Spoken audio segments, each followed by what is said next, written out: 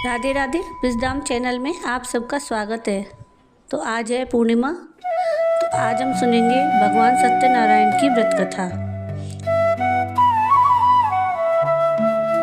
शास्त्रों में बताया गया है कि सत्यनारायण भगवान का व्रत कथा का पाठ करने से व्यक्ति को 1000 यज्ञ करने के बराबर पुण्य फल की प्राप्ति होती है। सत्यनारायण भगवान की व्रत कथा में भगवान विष्णु के सत्य स्वरूप के बारे में बताया गया है। इस व्रत का पाठ करने से घर में सुख समृद्धि का वास होता है और भगवान विष्णु की कृपा बनी रहती है। और अगर आपको सत्यनारायण भगवान की व्रत कथा का ये वीडियो पसंद आए तो प्लीज़ इसको लाइक शेयर ज़रूर कीजिएगा और प्लीज़ मेरे चैनल को सब्सक्राइब कीजिएगा और कमेंट में राधे राधे ज़रूर लिखिएगा। तो सत्यनारायण भगवान की कथा इस प्रकार है।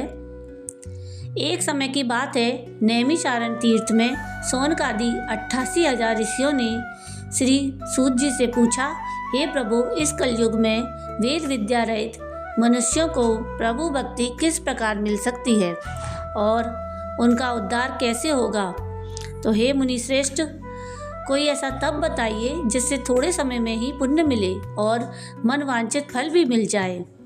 इस प्रकार की कथा सुनने की हम इच्छा रखते हैं। सर्वसूत्रों के ज्ञाता सूत जी बोले, हे वैष्णवों में पूज्य, आप सभी ने प्राणियों के हित की बात पूछी है, इसलिए मैं एक ऐसे श्रेष्ठ व्रत को आप लोगों को बताऊंगा जिसे नारद जी ने लक्ष्मी नारायण जी से पूछा।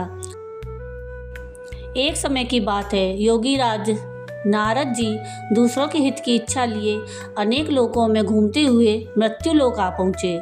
यहाँ उन्होंने अनेक योनियों में जन्मे प्राय सभी मनुष्यों को अपने कर्मों द्वारा अनेक दुखों से पीड़ित देखा। उनका दुख देख नारद जी सोचने लगे कि कैसा यत्न किया जाए जिसके करने से निश्चित रूप से मानव के दुखों का अंत हो जाए। इसी विचार पर मनन करते हुए वे विष्णु लोक में गए। वहाँ वे देवों के ईश नारायण की स्तुति करने लगे, जिनके हाथों में शंख, चक्र, गदा और पद्म थे और गले में वरमाला थी। स्तुति करते हुए नारद जी बोले, हे भगवान, आप अत्यंत शक्ति से संपन्न हैं, मन और वाणी भी आपको नहीं पा सकती। आपका आदि, मध्य और अंत नहीं है।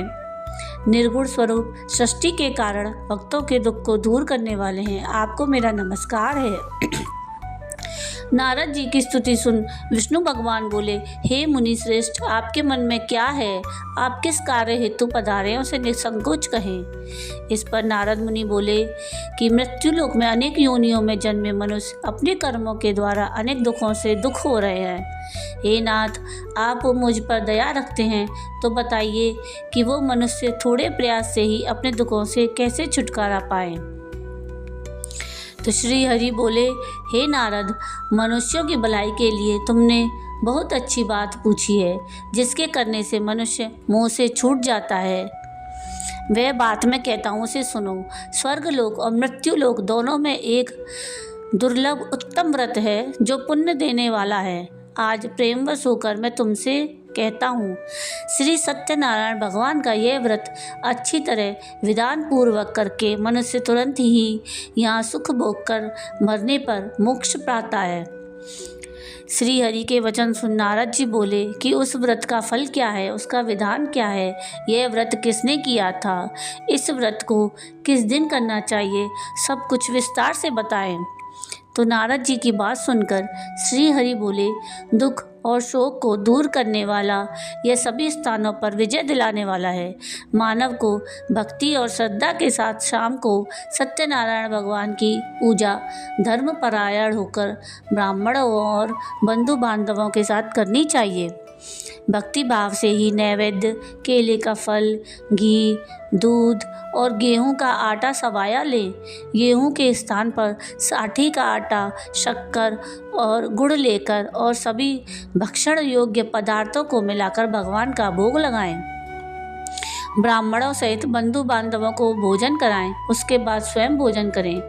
भजन कीर्तन के साथ भगवान की भक्ति में लीन हो जाएं। इस तरह से सत्यनारायण भगवान का यह व्रत करने पर मनुष्य की सारी इच्छाएं निश्चित रूप से पूरी होती हैं। इस कलिकाल अर्थात कलयुग में मृत्यु लोक में मोक्ष का यही एक सरल उपाय है।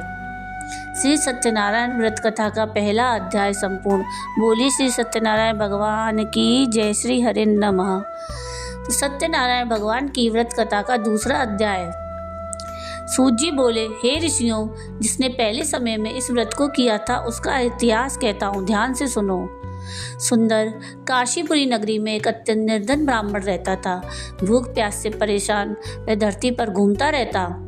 ब्राह्मणों से प्रेम करने वाले भगवान ने एक दिन ब्राह्मण का वेश धारण कर उसके पास जाकर पूछा, हे विप्र, नित्य दुखी होकर तुम पृथ्वी पर क्यों घूमते हो?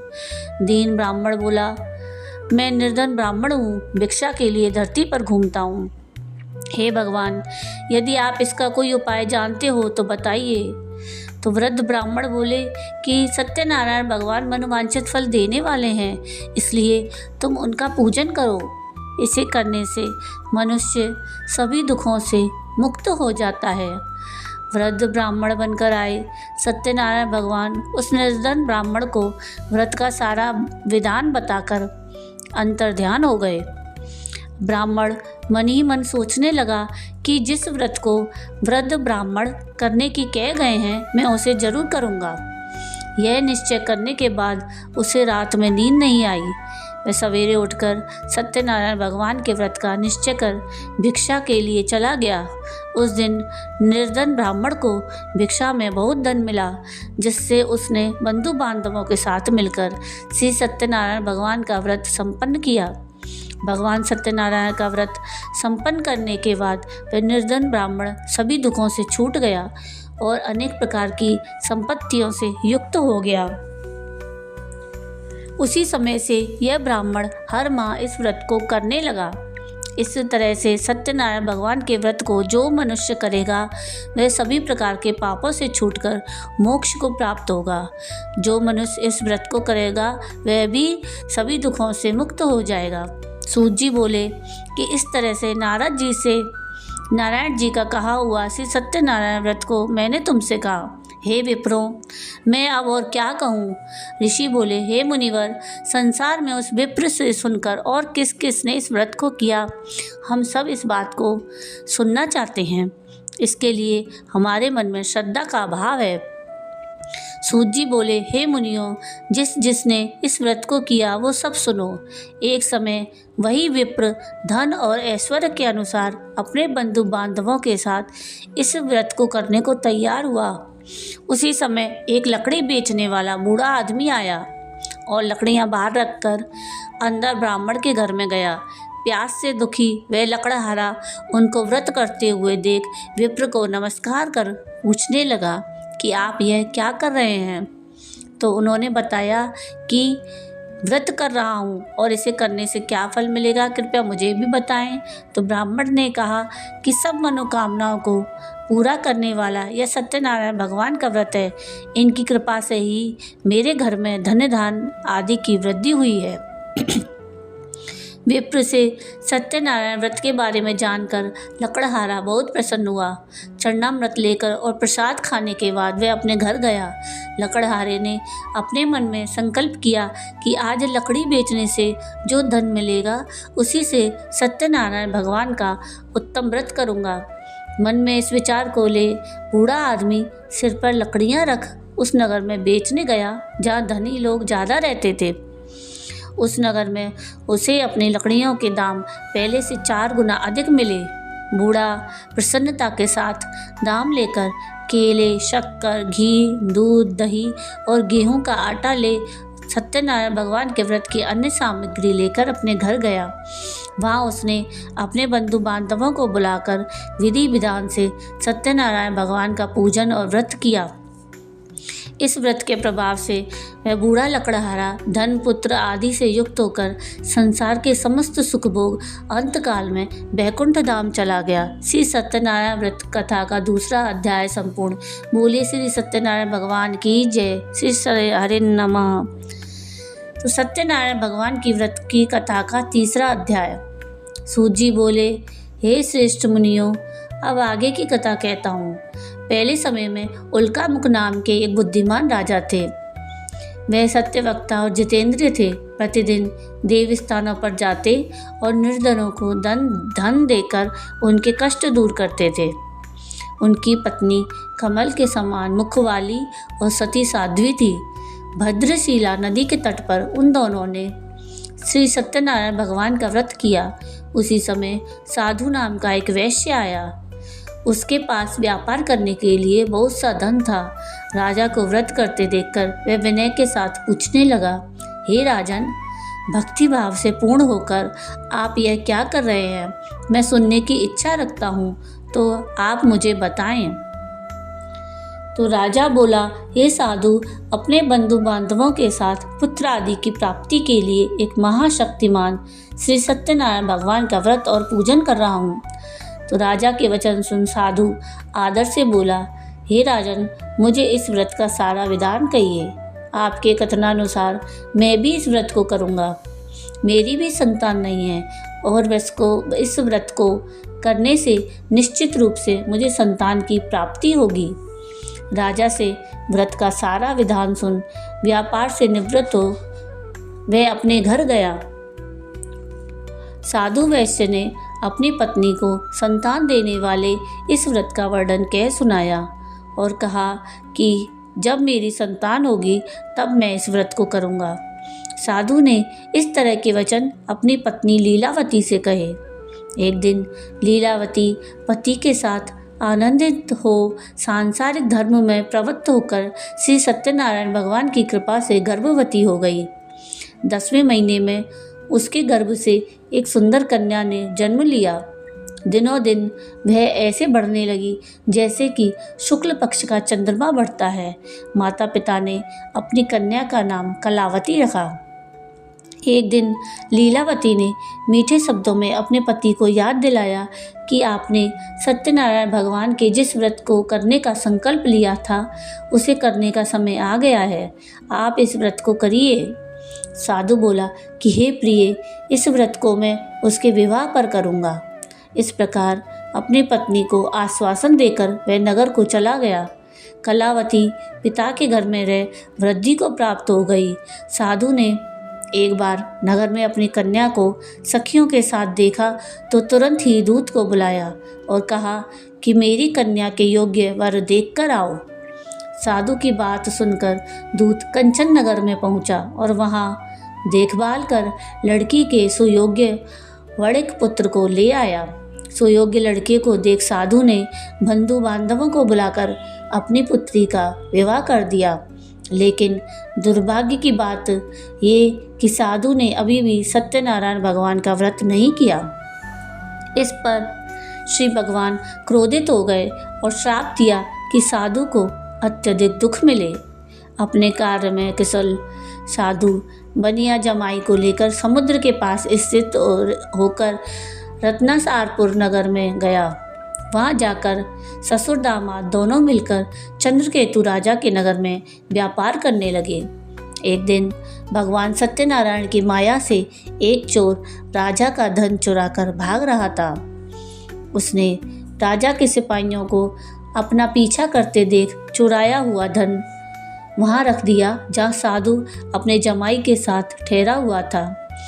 राजा के सिपाहियों ने साधु वैश्य के पास राजा का धन पड़ा देखा तो दोनों ससुर जमाई को बांधकर प्रसन्नता से राजा के पास ले गए और कहा कि उन दोनों चोरों को हम पकड़ लाए हैं। अब आप आगे की कार्रवाई की आज्ञा दें। राजा की आज्ञा से उन दोनों को कठिन कारावास में डाल दिया गया और उनका सारा धन भी उनसे छीन लिया। श्री सत्यनारायण भगवान के श्राप से साधु की पत्नी भी बहुत दुखी हुई। घर में जो धन रखा था उसे चोर चुरा ले गए।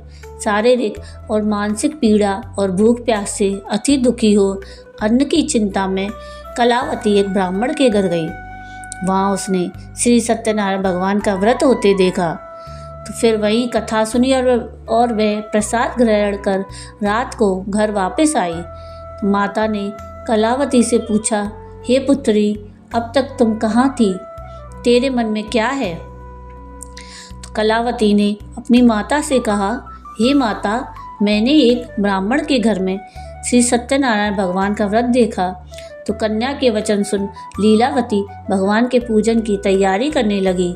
लीलावती ने परिवार और बंधुओं सहित श्री सत्यनारायण भगवान का पूजन किया और उनसे वर मांगा कि मेरे पति और जमाई शीघ्र घर आ जाएं। साथ ही यह भी प्रार्थना की कि हम सबका अपराध क्षमा करें। श्री सत्यनारायण भगवान इस व्रत से संतुष्ट हो गए और राजा चंद्रकेतु को सपने में दर्शन दिया कि हे राजन, तुम उन दोनों वैश्यों को छोड़ दो और तुमने उनका जो धन लिया है उसे वापस कर दो।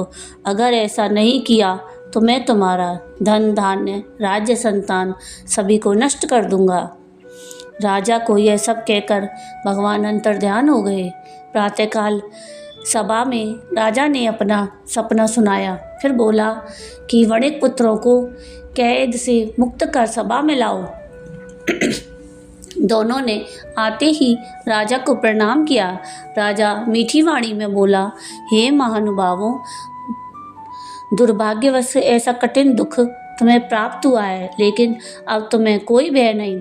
ऐसा कह राजा ने उन दोनों को नए वस्त्र और आभूषण पहनाए और जितना धन उनका लिया था उससे दुगना धन उन्हें वापस किया। दोनों वैश्य अपने घर को चल दिए।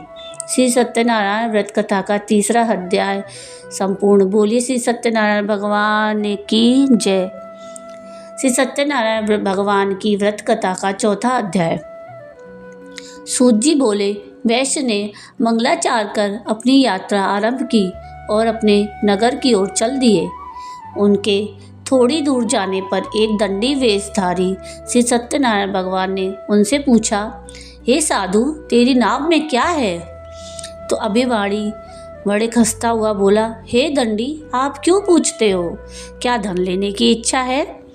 मेरी नाव में तो सिर्फ बेल और पत्ते भरे हुए हैं। वैश्य के ऐसे वचन सुन भगवान बोले, तथास्तु, तुम्हारा वचन सत्य हो। दंडी ऐसे वचन के वहाँ से दूर चले गए। कुछ दूर जाकर समुद्र के किनारे बैठ गए। दंडी के जाने के बाद साधु वैश्य ने नित्य क्रिया के पश्चात नाव को ऊंची उठते देखकर अचंबा माना और नाव में बेल पत्ते आदि देख वह मूर्छित हो जमीन पर गिर पड़ा। मूर्छा खुलने पर वह अत्यंत शोक में डूब गया। तब उसका दामाद बोला कि आप शोक न मनाएं, यह उन दंडी का श्राप है, इसलिए हमें उनकी शरण में जाना चाहिए, तभी हमारी मनोकामना पूरी होगी। दामाद की बात सुनकर वह दंडी के पास पहुंचा और अत्यंत भक्तिभाव नमस्कार करके बोला, मैंने आपसे जो जो असत्य वचन कहे उनके लिए मुझे क्षमा करें। ऐसा कहकर वह महान शोकातुर हो रोने लगा। तब दंडी भगवान बोले, हे वणिक पुत्र, मेरी आज्ञा से बार बार तुम्हें दुख प्राप्त हुआ है।